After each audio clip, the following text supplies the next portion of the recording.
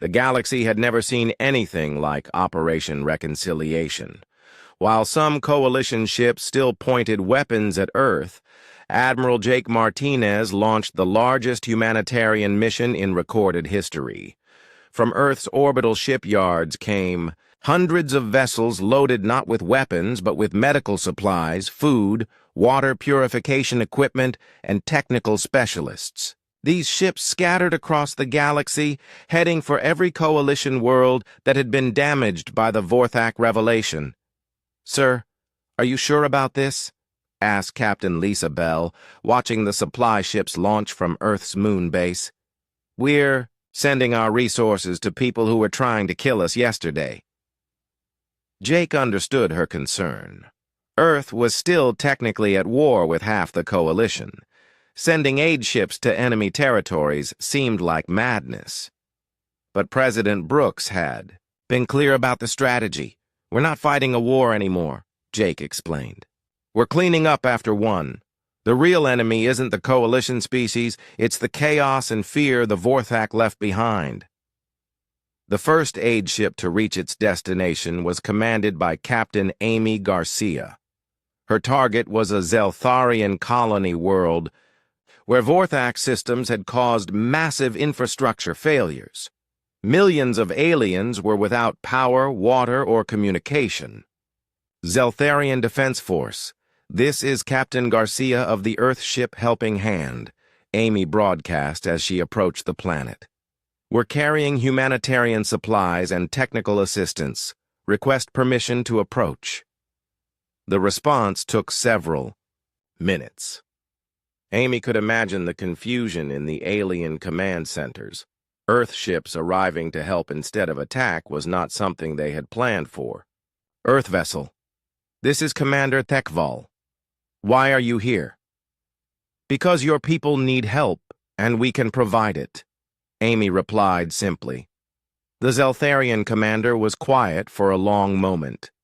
"You wish to help us? After everything that has happened?" "The way. War was based on lies. Your people and mine were manipulated by machines. But the suffering happening on your world right now is real. Let us help you fix it." Permission was granted. Within hours, Earth's engineers were working alongside Zeltharian technicians to restore power grids and water systems. The symbolic impact was as important as the practical help. Humans and Zeltharians working together instead of fighting.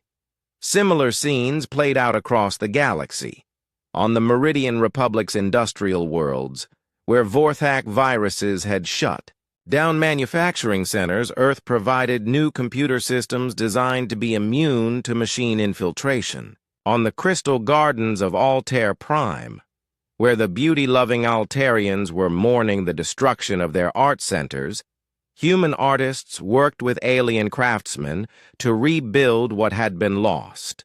But not everyone was ready for peace. Admiral Steve Parker commanded Earth's military response to the coalition forces that were still committed to fighting.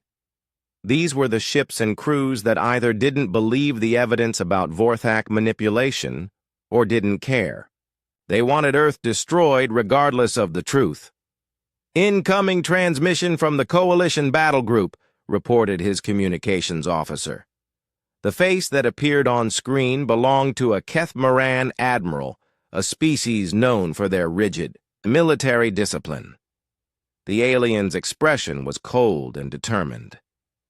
"Admiral Parker, I am Fleet Admiral Corthex. Regardless of these claims about machine manipulation, Earth has still caused the deaths of thousands of Coalition personnel. You will surrender immediately or face the consequences." Steve had expected this. Some Coalition leaders were too proud to admit they had been wrong, or too invested in the war to stop fighting now. "Admiral Corthex, I understand your position, but I have a different proposal. Instead of fighting each other, why don't we work together to hunt down the remaining Vorthak installations?" "Unacceptable. Earth must pay for its crimes." Steve nodded sadly. "Then we'll have to agree to disagree." The battle that followed was unlike any previous engagement. Steve's mixed human-alien fleet included ships from 4 coalition species that had switched sides, working together against their former allies. It was a strange war where yesterday's enemies fought alongside each other against yesterday's friends. But the tide of opinion was turning against continued warfare. As Earth's humanitarian missions reached more worlds, as more evidence of Vorthak manipulation became public, as the machine network continued to collapse, fewer coalition leaders were willing to keep fighting. The Zeltharian Empire officially signed a ceasefire agreement after their homeworld's power grid was restored by Earth engineers. The Meridian Republic had never wavered in their support for peace once they learned the truth. One by one, coalition species withdrew from the war effort. Dr. Lisa Bell, working with scientists from a dozen worlds, made the final breakthrough. In the war against the Vorthak, she discovered how to create a computer virus that specifically targeted Vorthak crystalline technology without affecting normal alien systems. "It's elegant in its simplicity," she explained to a gathering of human and alien scientists. "The Vorthak crystals operate on quantum frequencies that organic computer systems don't use. We can disrupt those frequencies without damaging anything else." The virus was deployed across the galaxy through the same quantum communication arrays that had revealed the truth about the war. Within days, the last Vorthak control nodes went silent. The machine intelligence that had manipulated galactic civilization for 2 centuries was finally, truly destroyed. The war didn't end with a treaty or a surrender ceremony. It ended with exhaustion, embarrassment, and the gradual realization that continuing to fight served no useful purpose. Captain Tony Garcia, now commanding the Earth vessel New Horizon with a crew that included humans, Zeltharians, and Meridians, working together, received the last surrender of the war from a lone coalition cruiser that had been hiding in an asteroid field. We were wrong," the alien captain said simply. "Our scans confirm that our ship's computer systems were infected with the machine parasites. Everything we believed was based on false information." "It's over now," Tony replied. "The important thing is that we all learned the truth eventually." 5 years later, President Kevin Brooks stood before the Memorial to the Unknown War, a structure built in Earth's orbit to honor all casualties of the conflict, both human and alien. The memorial was a joint project, designed by artists from 6 different species working together. "We call it the Unknown War," Brooks said in his speech, "because no one really remembers how it started. The machines that began it are gone, and the false evidence they created has been destroyed, but everyone remembers how it ended, not with the victory of one side over another, but with the triumph of truth over deception, cooperation over conflict." The memorial ceremony was attended by representatives from every coalition species, including many who had fought against Earth.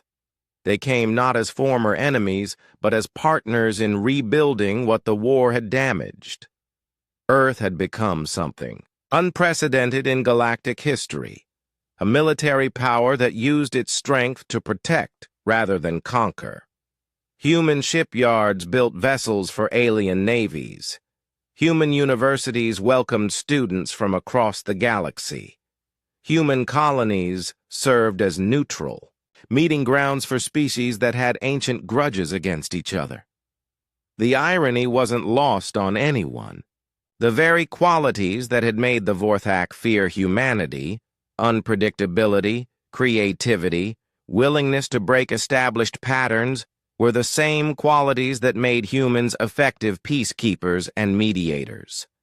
Captain Tony Garcia, now commanding A multi-species crew aboard the New Horizon was responding to a distress call from an unknown civilization when he reflected on the war's legacy. They were approaching a star system where a previously undiscovered species was calling for help against automated defense systems that had gone berserk. "It looks like another artificial intelligence problem," reported his Zeltharian science officer. "Then we know how to handle it," Tony replied. "We've had practice." As the New Horizon approached the troubled world, Tony thought about the lesson the galaxy had learned from the war. Sometimes the greatest victory wasn't defeating your enemies, but saving them from themselves. Sometimes the most powerful weapon wasn't destruction, but the willingness to help. The war had started with machines that wanted to eliminate chaos and unpredictability from the galaxy. It had ended with organic species working together, embracing the very diversity and creativity that made them strong. No one remembered starting the war because it had been started by entities that no longer existed. But everyone remembered how Earth ended it. Not with superior firepower, but with the most human trait of all, the refusal to let others suffer when you had the power to help. The stars looked the same as always, cold and distant. But the space between them was no longer empty. It was filled with ships from a dozen worlds, working together to build something better than what they had lost. The war was over. The real work of peace had just begun. The Coalition's largest assault began at dawn, Earth time. Colonel Diana Hayes watched from the command center of Armstrong City as hundreds of enemy ships descended toward Luna Base. The moon's surface shook with each impact as Coalition forces tried to crack Earth's strongest defensive position. "Sector 7 is taking heavy fire," reported her communications officer. "They're requesting immediate reinforcement." Diana studied the tactical display. Red dots showed Coalition ships, blue dots showed Earth's defenders. There were far more red dots than blue ones, and more appeared every minute. "Send everything we have to Sector 7, Diana ordered, "and prepare the civilian evacuation tunnels. If they break through, we'll need to get people to the underground shelters fast." The battle for Luna Base was brutal. Coalition forces had learned from their earlier defeats. They came in waves, using different species ships with different weapons and tactics. Just when Earth's defenders adapted to one strategy, another would begin. But Earth had learned too. Captain Rob Turner coordinated the orbital defense platforms around Earth itself, creating overlapping fields of fire that made it expensive for Coalition ships to approach the planet.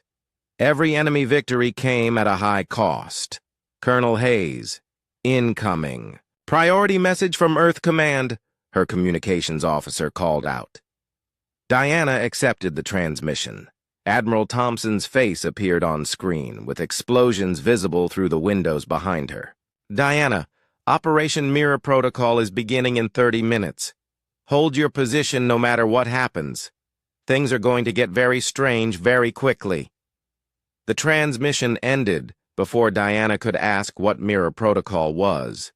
She had been so focused on the immediate battle that she hadn't been briefed on whatever Earth Command was planning.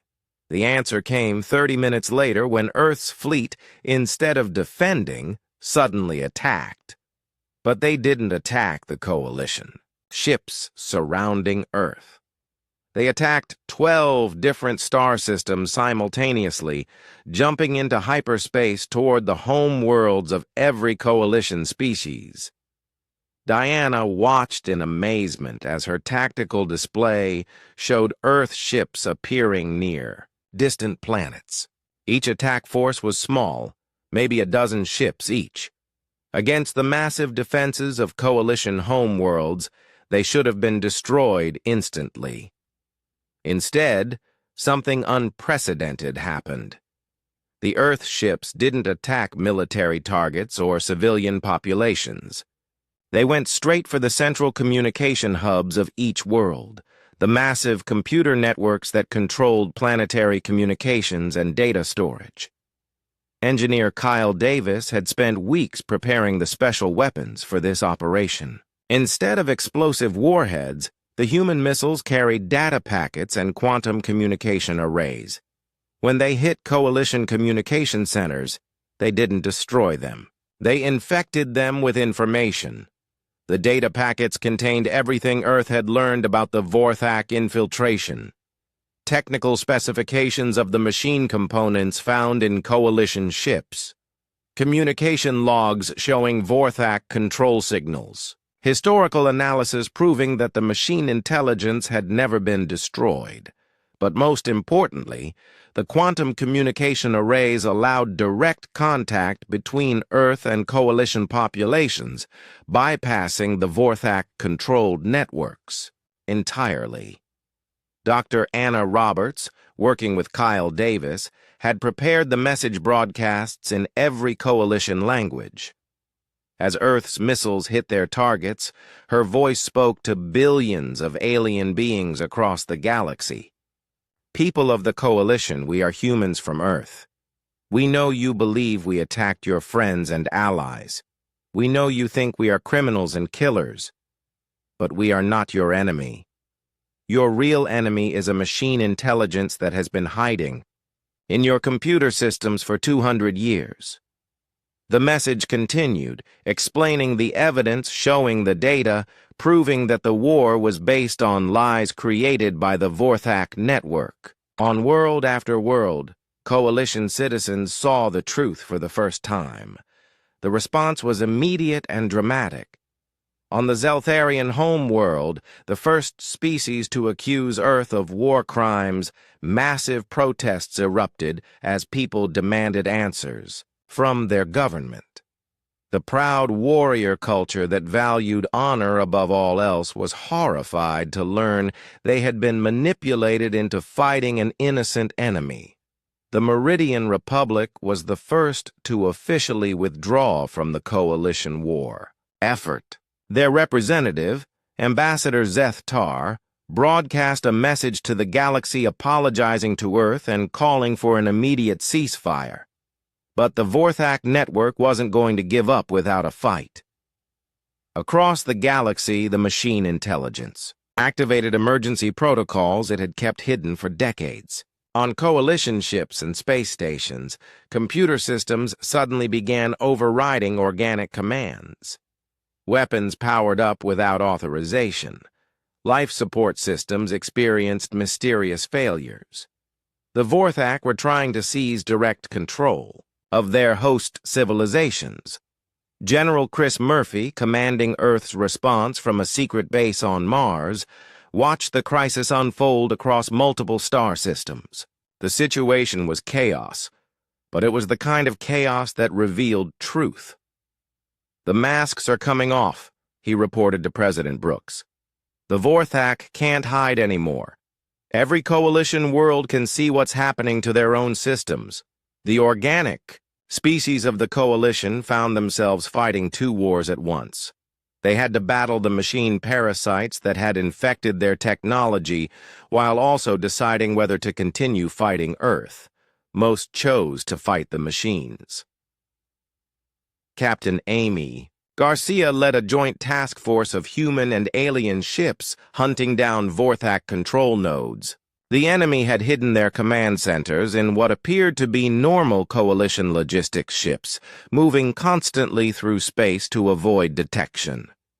"We've located what appears to be a primary processing center," Amy reported to General Murphy. "It's a large ship disguised as a cargo hauler, but our scans show massive computer systems inside." "Confirmed for attack," Murphy replied, "but be careful. If this really is a Vorthak command ship, it will have defenses we haven't seen before." The attack on the Vorthak command ship was like nothing the human crews had experienced before. The AI vessel's weapons didn't just fire energy beams or missiles. They fired computer viruses and mental attack programs designed to confuse and disorient organic crews. but Amy Garcia's mixed human-alien crew was ready for such tricks. The aliens understood Vorthak technology, while the humans brought tactical unpredictability that the machines couldn't counter. "Target their communication arrays first," Amy ordered. "Cut them off from the rest of the network." The battle was fierce, but brief. When the Vorthak command ship finally exploded, taking its controlling intelligence with it, something strange happened across the galaxy. Coalition ships that had been moving in perfect coordination suddenly became confused and disorganized. "It's working," reported Dr. Emma Foster from her analysis center on Earth. "We're detecting massive disruptions in the Vorthak network. They're losing cohesion." But the machine intelligence had one final, desperate strategy. As their control network collapsed, the surviving Vorthak elements released a data packet to every coalition ship and station they could reach. The packet contained detailed star charts showing the exact location of Earth, along with complete tactical analysis of human defenses and a simple message: "Destroy them all before they contaminate the galaxy with chaos." It was a last attempt to use fear and prejudice to accomplish what manipulation had failed to achieve. The message reached coalition forces throughout the galaxy. Some believed it and prepared for a final assault on Earth. Others rejected it and called for peace. Many were simply confused and exhausted by months of war and revelation. In the space around Earth, the immediate crisis was becoming clear. About half of the coalition fleet was preparing to withdraw. The other half was powering weapons for what might be the most devastating attack yet. Colonel Diana Hayes, still defending Luna Base, received new orders from Earth Command. "All defensive positions prepare for final assault. Intelligence suggests the remaining enemy forces are planning to glass Earth's surface. This is it. Everything we've worked for comes down to the next few hours." Diana looked out at the stars where enemy and former enemy ships were sorting themselves into different formations. Some were moving away from Earth, others were moving closer, their weapons charging for what might be the last battle of the war. "All stations, this is Colonel Hayes. You know what's at stake. Not just Earth, but the future of organic life in the galaxy. The machines want us to destroy each other. Let's prove them wrong." The final phase of the war was about to begin. But for the first time since the fighting started, Earth wasn't alone. Somewhere among the enemy fleet, new allies were preparing to stand with humanity against the real threat. The Vorthak network was broken, but not destroyed. The coalition was divided, but not defeated, and Earth was still surrounded by enough firepower to crack planets. The war's end was coming. The only question was who would survive to see it. 6 months had passed since the war began. Lieutenant Commander Matt Williams floated in the wreckage of a coalition destroyer, his helmet lights cutting through the darkness. The ship had been beautiful once, with elegant curves and artistic details that showed the alien love of beauty even in war machines. Now it was just twisted metal and frozen atmosphere. "Any signs of survivors?" asked his partner, Specialist Tony Garcia, through the radio. "Negative," Matt replied. "This section has been open to space for hours, but I'm finding something interesting in the computer core." Matt had volunteered for salvage duty because someone had to do it, and because the work felt more useful than just destroying things. Every coalition ship they examined taught them something new about their enemies. Usually it was weapons technology or shield configurations. Today was different. "Tony, come look at this." Tony floated over to where Matt was examining a partially destroyed computer panel. Even damaged, the alien technology was impressive. Crystals and metal formed circuits that looked more like art than engineering. "What am I looking at?" Tony asked. See these crystal formations? They're not coalition technology. I've seen them before, in intelligence briefings about historical threats. Matt carefully removed one of the crystals and placed it in a sample container. These are Vorthak computational elements, the machines the Coalition supposedly destroyed 200 years ago. Tony was quiet for a moment. Supposedly? That's what I'm starting to wonder. Why would a Coalition ship have Vorthak? Technology in its computer core? And not just stored away somewhere, but integrated into the main systems. They collected more samples and returned to their ship. Back on Luna Base, Matt brought his findings to the intelligence section. Dr. Ryan Clark was still working on his analysis of Coalition communications, looking more tired and frustrated than ever. Dr. Clark, I think I found something that supports your theory, Matt said. Clark looked up from his screens full of alien text and translation algorithms. What kind of something? Matt showed him the crystal samples. Vorthak technology, integrated into Coalition computer systems, not just one ship, but every Coalition wreck we've examined. Clark's eyes went wide. Are you certain? The crystalline structure is identical to samples in our historical database. But here's the really interesting part. These aren't just stored components. They're active. They're processing information and communicating with other systems. Systems. Analyst Rachel Stone joined the conversation. She was one of Earth's best computer experts, someone who understood both human and alien technology better than almost anyone. Let me see those samples, Rachel said. She spent an hour examining the crystals under various scanners and instruments. When she finished, her face was pale. Matt's right. These are definitely Vorthak components, and they're definitely active. But there's more. I can detect data transmissions between the crystals.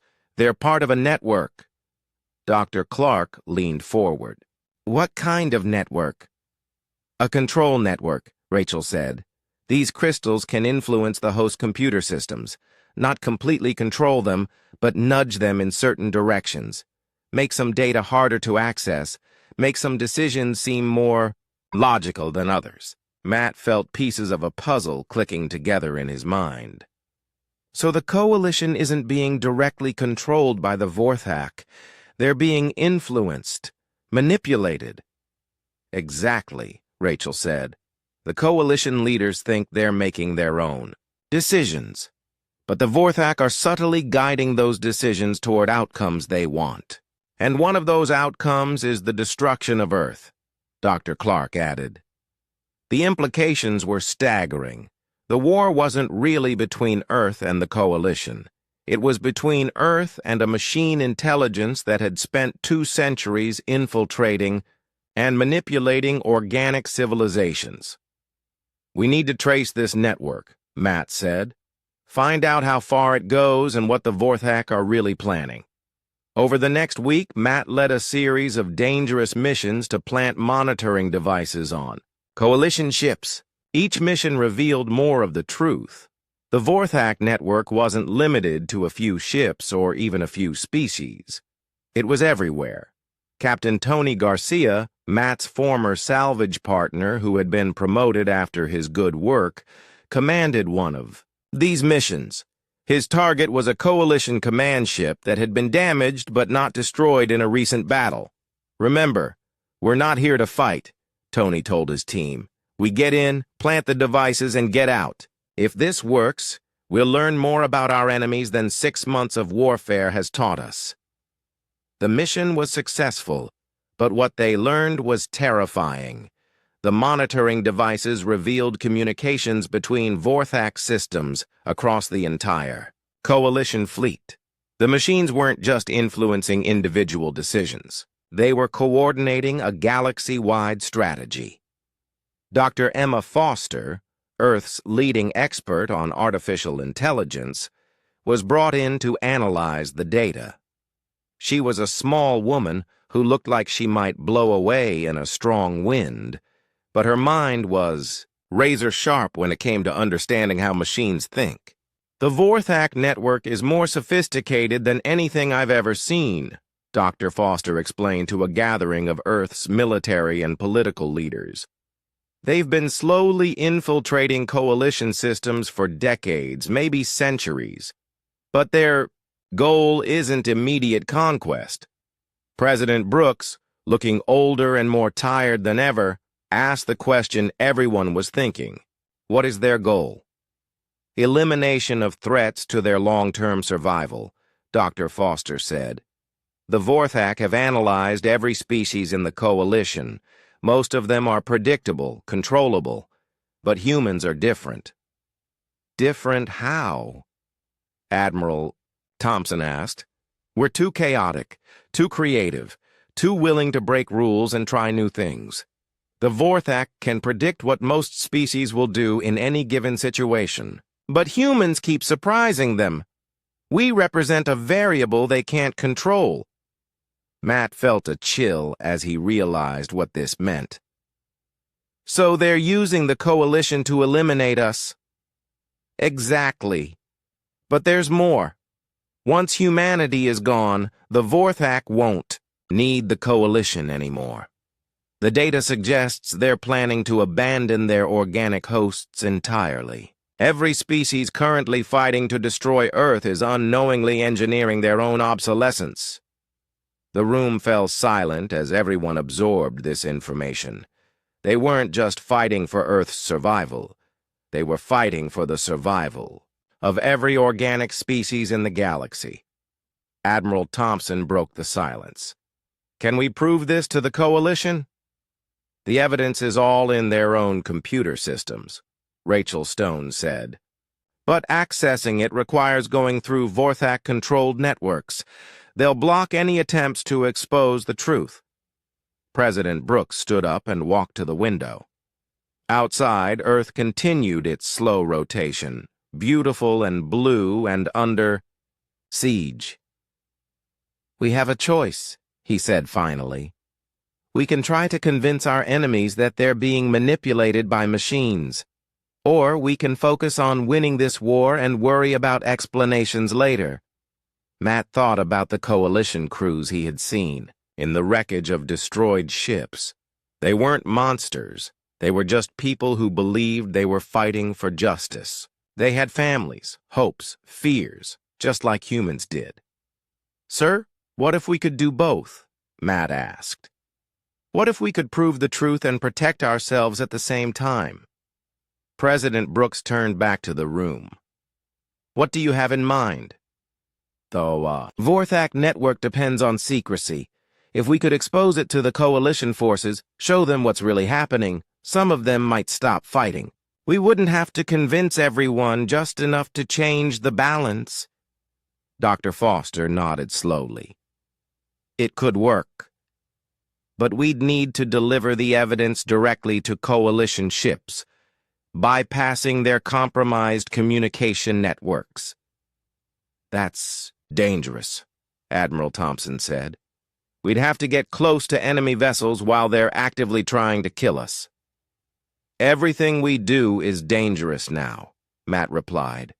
"But this might be our only chance to end the war without destroying everyone."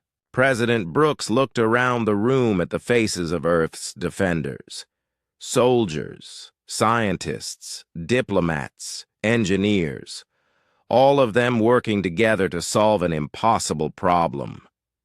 "Prepare the operation," he said. "We're going to tell the galaxy the truth, whether the machines want us to or not." As the meeting broke up, Matt felt something he hadn't experienced in months. Hope. They were still outnumbered and outgunned. The coalition fleet still surrounded Earth like a metal noose, but now they knew who their real enemy was. The war was about to change again. This time, Earth wouldn't just be fighting for survival.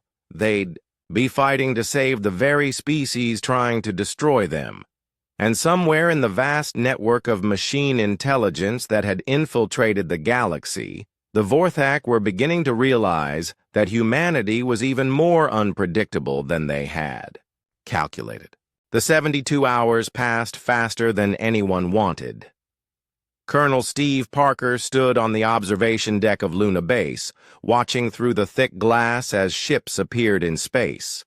First one, then 10, then hundreds.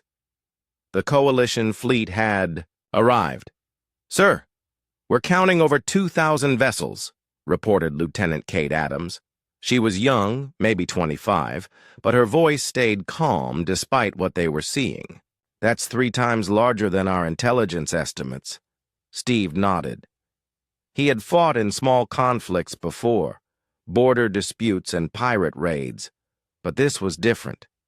This was the entire galaxy coming to destroy Earth. The ships outside represented 12 different species, each bringing their best weapons and their oldest grudges. "Any word from the surface?" Steve asked. "President Brooks is still trying to negotiate. Ambassador Kim has a direct line to the Coalition Fleet Commander." "But, sir," Kate paused. "It doesn't look good." Steve understood. When you bring 2,000 warships to a negotiation, you're not really planning to talk. Commander Lisa Bell's voice came over the communications system. "All defensive positions, prepare for incoming transmission from the Coalition fleet." The main screen in the observation area flickered to life.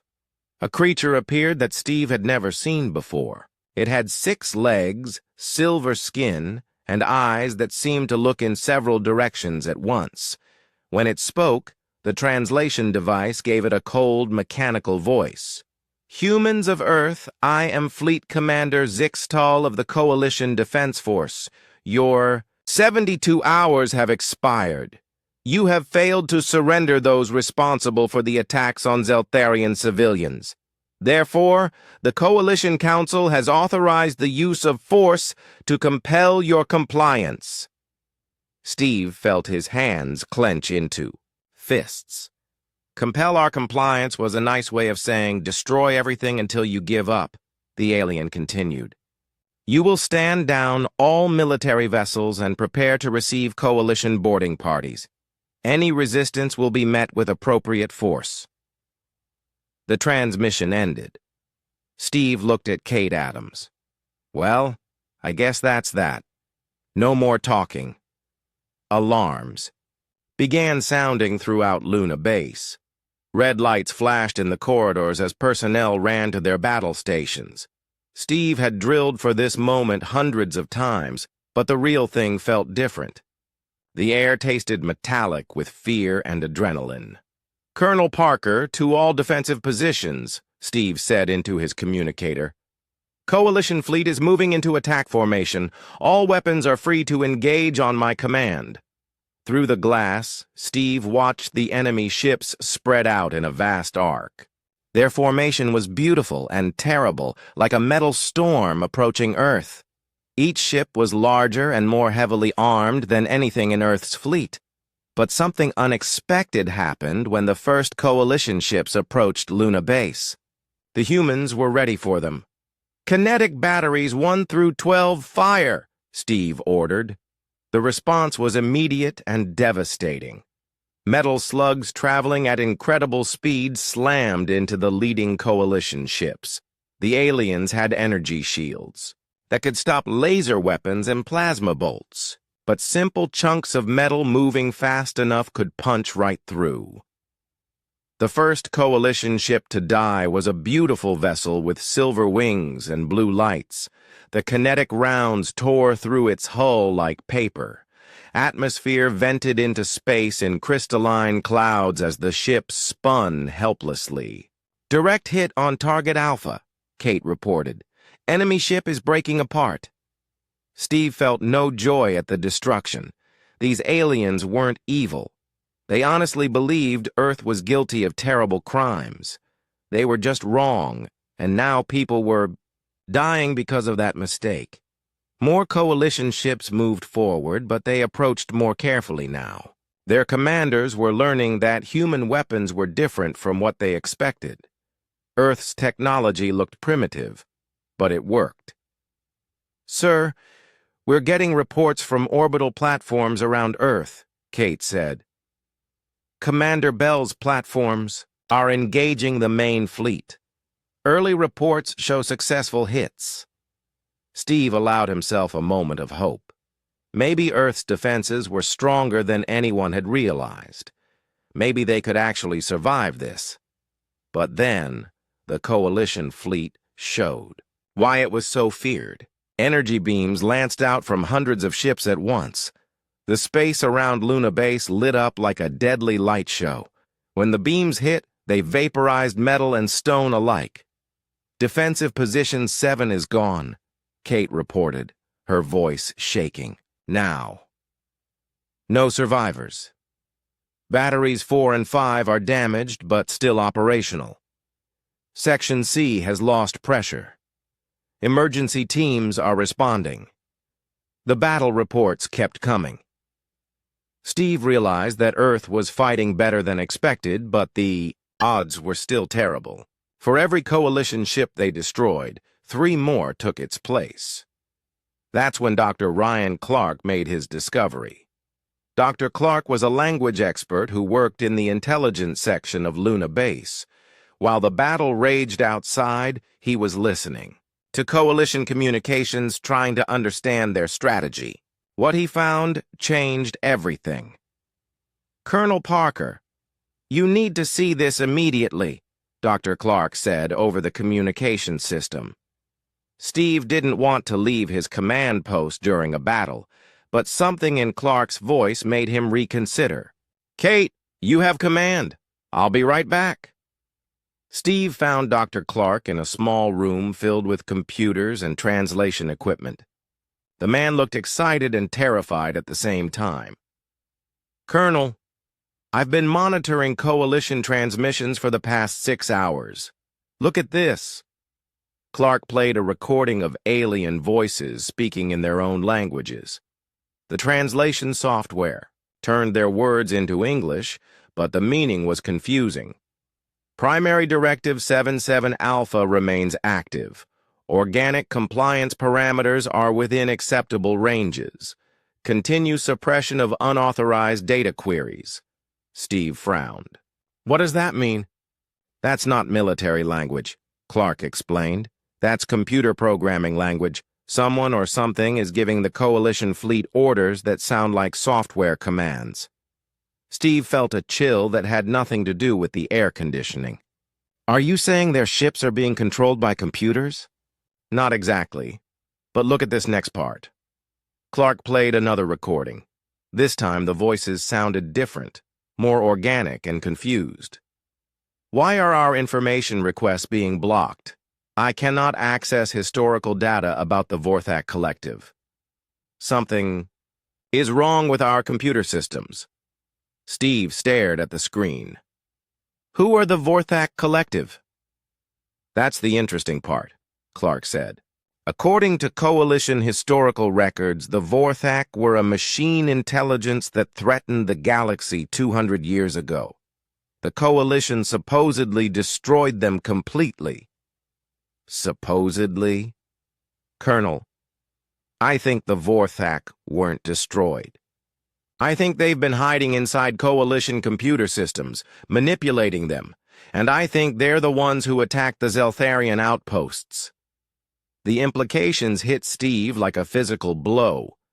If Clark was right, then Earth was fighting. A war started by machines that had tricked the entire galaxy. The Coalition thought they were fighting for justice, but they were really fighting for their own destroyers. "Can you prove this?" Steve asked. "I'm working on it."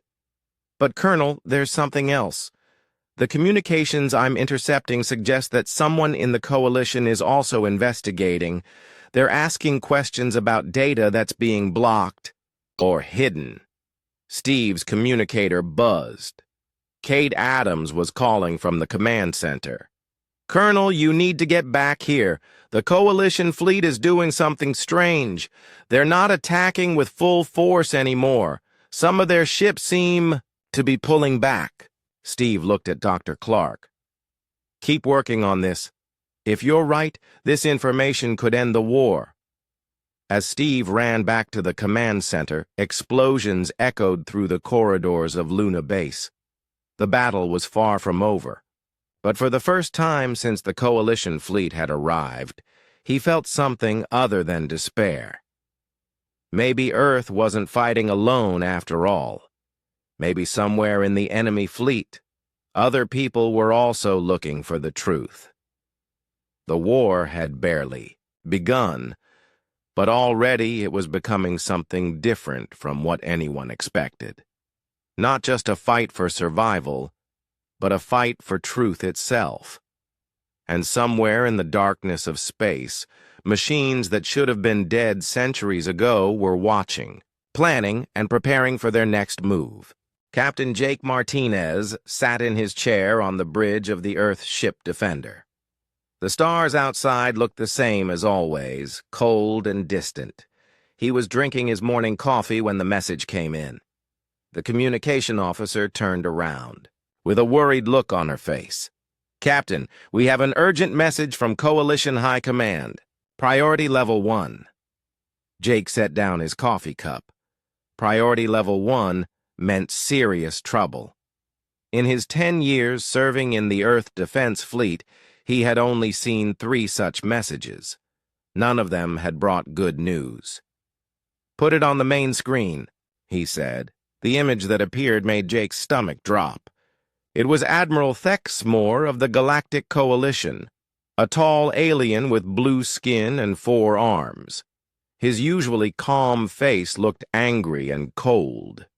"Captain Martinez, by order of the Coalition Council, Earth stands accused of war crimes against the Zeltharian Empire.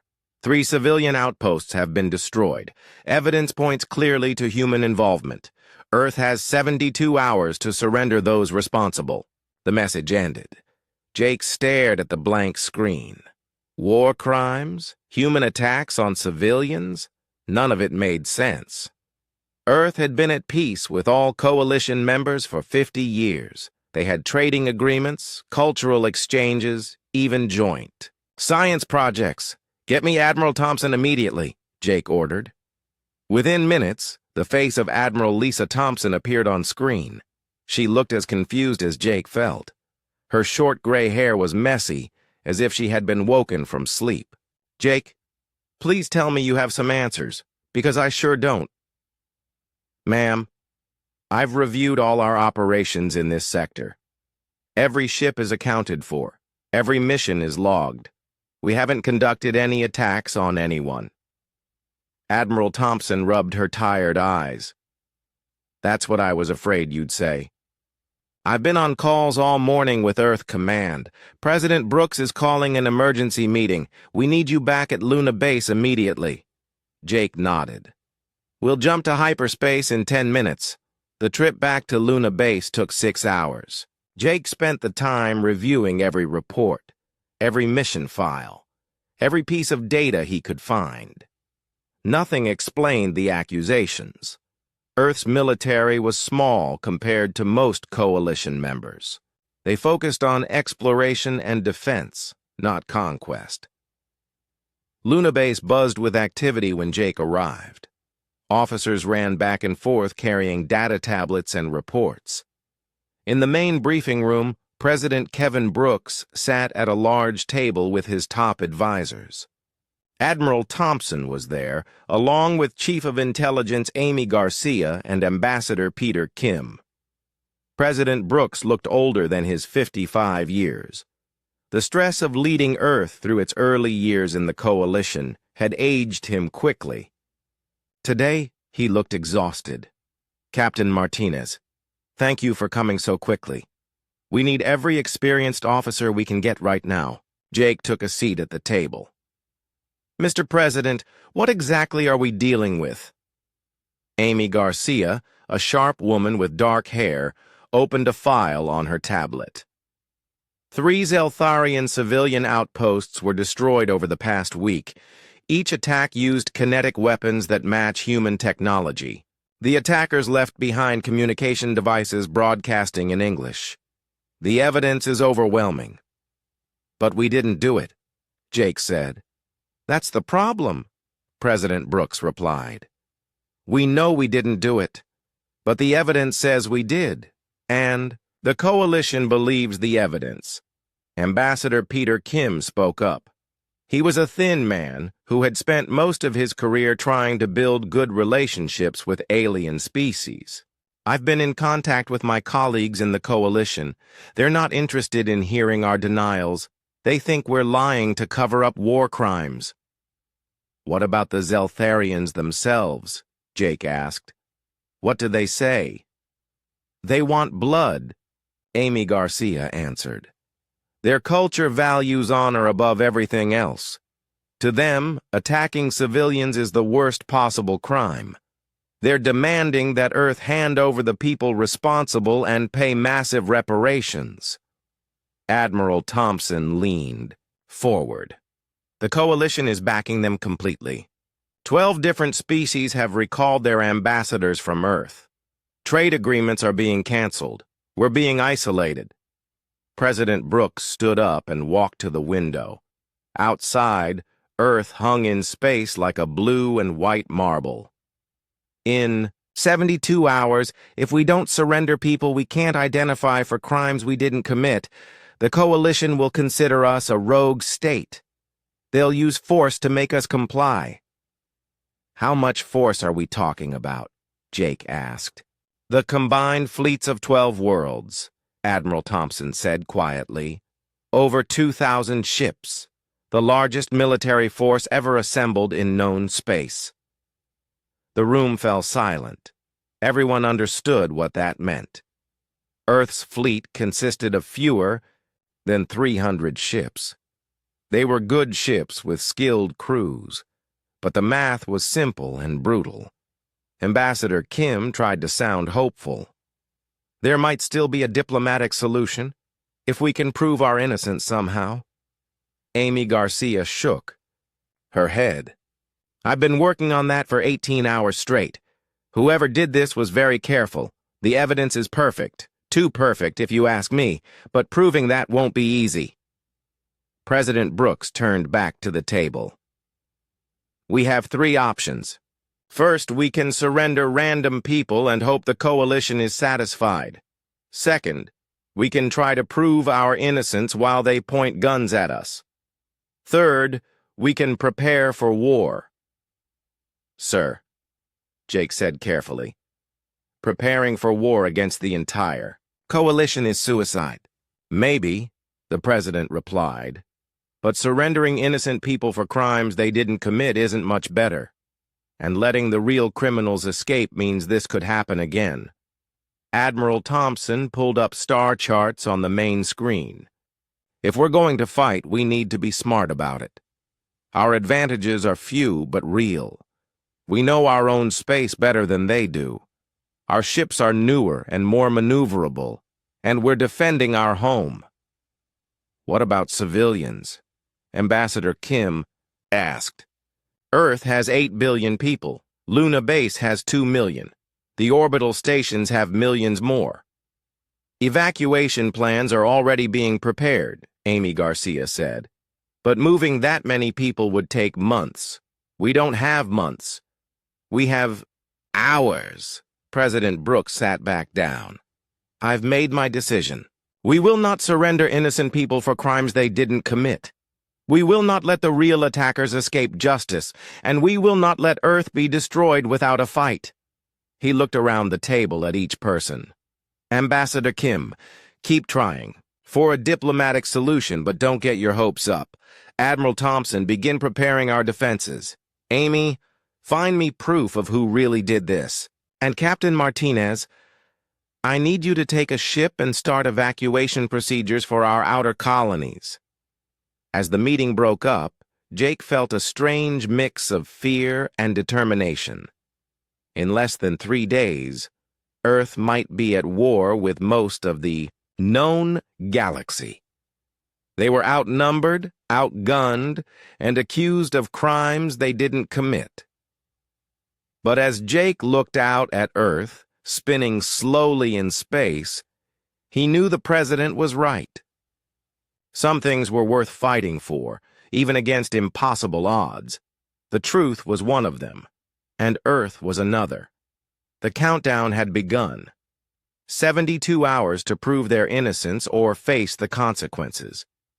Jake Martinez had served in peaceful times for his entire career. Now he was about to learn what war really meant. The stars outside looked the same as always, cold and distant, but everything had changed.